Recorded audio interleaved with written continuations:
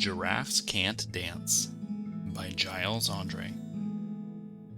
Gerald was a tall giraffe whose neck was long and slim, but his knees were awfully crooked and his legs were rather thin. He was very good at standing still and munching shoots off trees, but when he tried to run around, he buckled at the knees.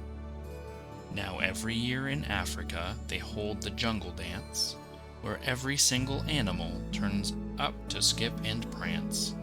And this year when the day arrived, poor Gerald felt so sad, because when it came to dancing, he was really very bad.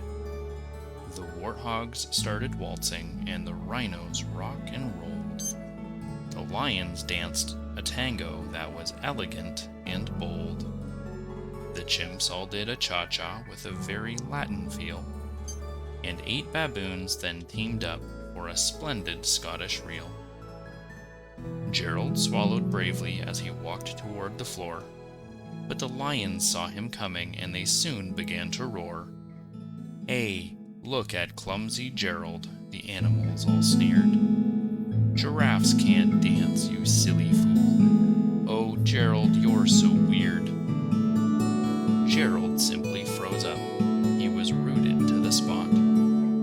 "They're right," he thought. "I'm useless. Oh, I feel like such a clot."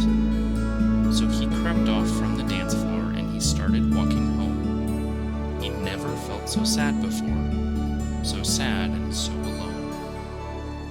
Then he found a little clearing and he looked up at the sky. "The moon can be so beautiful," he whispered with a sigh. "Excuse me," coughed a cricket who'd seen Gerald earlier on. "But sometimes when you're different, you just need a different song. Listen to the swaying grass and listen to the trees. To me, the sweetest music is those branches in the breeze. So imagine that the lovely moon is playing just for you. Everything makes music if you really want it to." With that, the cricket smiled and picked up his violin. Then Gerald felt his body do the most amazing thing. His hooves had started shuffling, making circles on the ground. His neck was gently swaying, and his tail was swishing around. He threw his legs out sideways and he swung them everywhere. Then he did a backward somersault and leapt up in the air. Gerald felt so wonderful, his mouth was open wide. "I am dancing. Yes, I'm dancing. I am dancing," Gerald cried.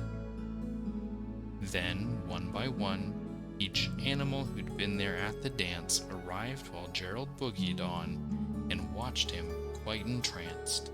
They shouted, "It's a miracle. We must be in a dream.